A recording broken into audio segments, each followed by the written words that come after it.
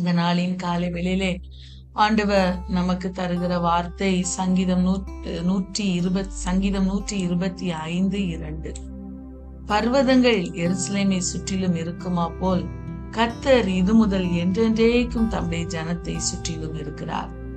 அன்பான தேவ பிள்ளைகளே, இந்த காலை வேளையிலே ஆண்டவர் நமக்கு தருகிற இந்த வார்த்தையின் முக்கியமான கருப்பொருள் என்னவென்றால், கர்த்தர் தம்முடைய ஜனத்தை சுற்றிலும் இருக்கிறார். எப்படி இருக்கிறார் என்றால், எருசலேமை சுற்றிலும் பர்வதங்கள் இருக்குமா, அதே போல அவரை நம்புகிற பிள்ளைகளை, அவரை சார்ந்திருக்கிற பிள்ளைகளை சுற்றிலும் அவர் இருக்கிறாராம்.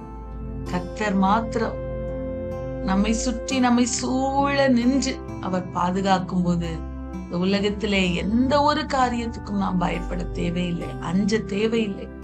அவர் நமக்கு சுற்றிலும் கோட்டையாயிருந்து பர்வதங்களை போல இருந்து நம்மை பாதுகாக்க அவர் வல்லவராயிருக்கிறார். பிரியமானவர்களே, அன்பான தெய்வ பிள்ளைகளே, நாம் அவரை நம்பணும். இந்த சங்கீதம் 125 அதிகாரத்திலே நாம் பார்க்கும்போது 1வது வசனத்திலே, கர்த்தரை நம்புகிறவர்கள் என்றென்றைக்கும் அசையாமல் நிலைத்திருக்கும் சீயோன் பர்வதத்தை போல இருப்பார்களாம். அன்பான தெய்வ பிள்ளைகளே, அவரை நம்புகிற பிள்ளைகள் சீயோன் பர்வதத்தை போல இருப்பார்களாம். அடுத்து, அவர்களை கர்த்தர் சுற்றிலும் இருந்து பாதுகாக்கிறாராம். கர்த்தரை நம்புகிற பிள்ளைகளை அவர் சுற்றிலும் பர்வதங்கள் எருசலேமை சுற்றி இருக்குமா போல இருந்து அவர் பாதுகாக்கிறாராம். நம்ம செய்ய வேண்டிய காரியம் கர்த்தரை நம்பணும், அப்படியே நம்பணும்.